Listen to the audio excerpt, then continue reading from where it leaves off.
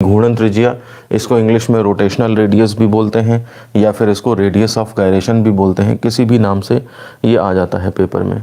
ठीक, हम एक ऐसी क्वांटिटी निकालना चाह रहे हैं, हम एक ऐसी दूरी निकालना चाह रहे हैं जिस दूरी के वर्ग में, इस दूरी के स्क्वायर में मास से जब मल्टीप्लाई करा जाए तो हमें ओरिजिनल बॉडी जो है उसका मोमेंट ऑफ इनर्शिया डायरेक्ट मिल जाए। समझ रहे बात को आप? मतलब ऐसी दूरी हम निकालना चाह रहे हैं घूर्णन अक्ष से कि जिसको स्क्वायर में मास से मल्टीप्लाई करें बॉडी के तो उसका मोमेंट ऑफ इनर्शिया निकल जाए, चाहे फिर वो स्फीयर हो, चाहे फिर वो रॉड हो, चाहे फिर वो डिस्क हो, चाहे फिर वो रिंग हो। तो ऐसी दूरी अगर हम ढूंढ के कहीं से ले आएँ तो हम उसे घूर्णन त्रिज्या या रेडियस ऑफ गायरेशन बोलते हैं। एक बार जरा इसको डिटेल में समझने की कोशिश करिए। मान लिया सपोज करिए हमारे पास एक बॉडी है और उस बॉडी का कोई घूर्णन अक्ष है, उस घूर्णन अक्ष के परितः जड़त्व आघूर्ण सपोज आई है। इस बॉडी का इस अक्ष के परितः जड़त्व आघूर्ण सपोज आई है।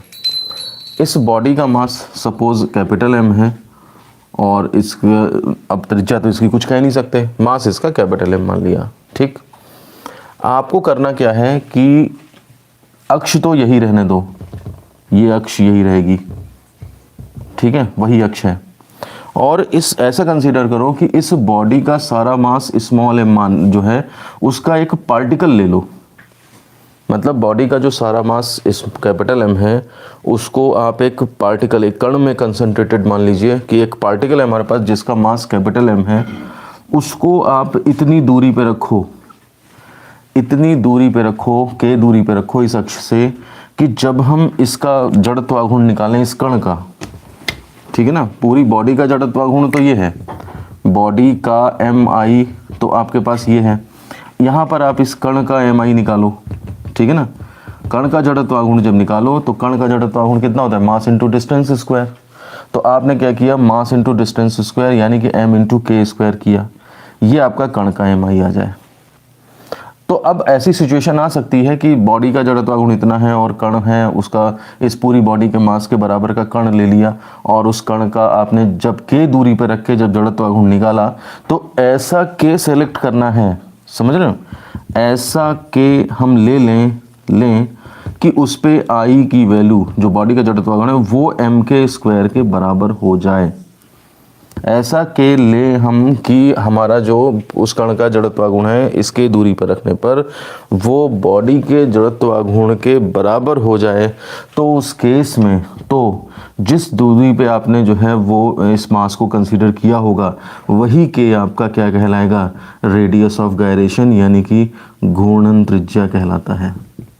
यदि किसी घूर्णन करती हुई वस्तु, घूर्णन करती हुई, अब इसी चीज को देखिए कैसे लैंग्वेज में लिखना है, कोई याद करने की जरूरत नहीं, आपके कंसेप्ट ले रहे हैं आप तुरंत बना सकते हैं ये। यदि किसी घूर्णन करती हुई वस्तु के द्रव्यमान को एक कण में केंद्रित मान लिया जाए, एक कण में, ठीक है ना, एक कण में केंद्रित मान लिया जाए, ठीक है, तो उसी घूर्णन अक्ष से जिस दूरी पर रखने पर, तो उसी घूर्णन अक्ष से जिस दूरी, ये वही अब जिस दूरी पर रखोगे वही बनेगी जाकर के आपकी घूर्णन त्रिज्या। जिस दूरी पर कण को रखने पर उसका जड़त्व आघूर्ण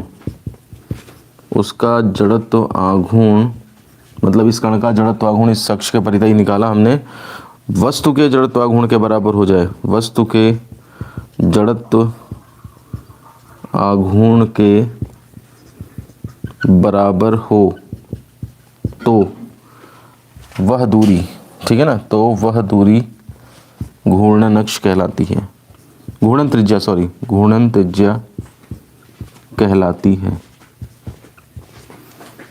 ये वाली डेफिनेशन भी बुक में मिलेगी आपको, लेकिन ये डेफिनेशन थोड़ी सी लंबी होती है, तो एक्चुअल कंसेप्ट इसी से समझ में आता है। घूर्णन करती हुई वस्तु के द्रव्यमान को एक कण में केंद्रित मान लें और फिर उसी घूर्णन अक्ष से जितनी दूरी पर रखने पर उस कण का मोमेंट ऑफ इनर्शिया इस बॉडी के मोमेंट ऑफ इनर्शिया के बराबर हो जाए, तो वो दूरी, जिस दूरी पर आपने मास को कंसंट्रेट किया था, वही दूरी आपकी घूर्णन त्रिज्या कहलाएगी।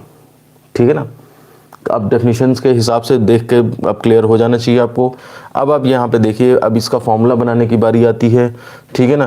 तो अब इसी डेफिनेशन या जो समझा है हमने, इसी के कंसेप्ट्स को हम उठा लेते हैं। ये डायग्राम आपकी मर्जी है, आप चाहे बनाएं चाहे ना बनाएं, लेकिन अगर समझ के बना देंगे इसके नीचे, इस डेफिनेशन के, तो एग्जामिनर पे इतना ज़्यादा इम्पैक्ट पड़ेगा कि फिर आप और बाकी क्वेश्चंस में नंबर मिलने में आसानी हो जाती है।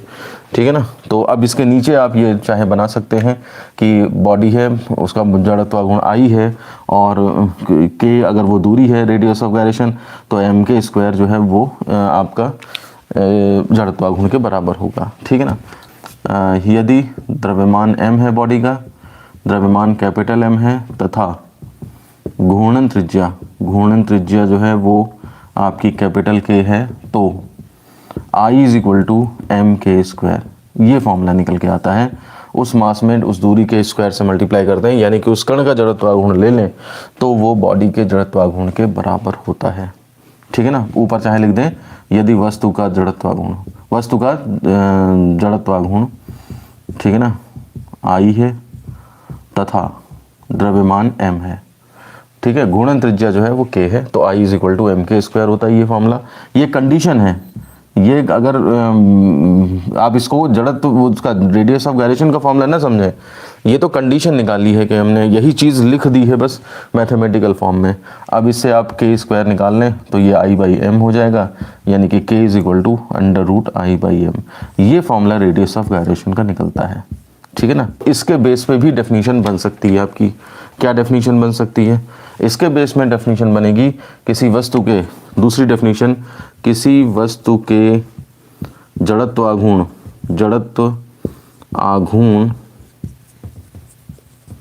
तथा उसके द्रव्यमान का अनुपात का वर्गमूल, समझ रहे बात को, इनका रेशियो और उसका रूट ले लिया, उस वस्तु का उस अक्ष के परितः घूर्णन त्रिज्या कहलाता है। ठीक है ना। ये डेफिनेशन है तो, लेकिन ये फॉर्मूला बेस्ड डेफिनेशन है। फॉर्मूला पहले याद करोगे तब जा करके ये वाली डेफिनेशन लिख पाओगे। और जबकि पहली वाली डेफिनेशन थी वो एक्चुअल कंसेप्ट पे बेस्ड है कि हाँ भाई जड़त्व गुण, ये घूर्णन त्रिज्या बनती कैसे है। तो दोनों में से कोई भी डेफिनेशन आप लिख सकते हो।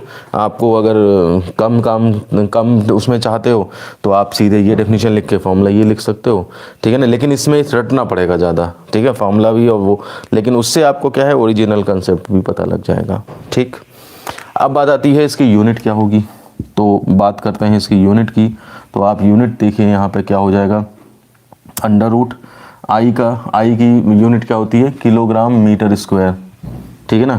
केजी मीटर स्क्वायर अपॉन द्रव्यमान है तो केजी, देखिए अंडर रूट केजी कट गया, मीटर स्क्वायर का अंडर रूट यानी कि मीटर बचा, तो यूनिट इसकी जो है मीटर हो जाएगी।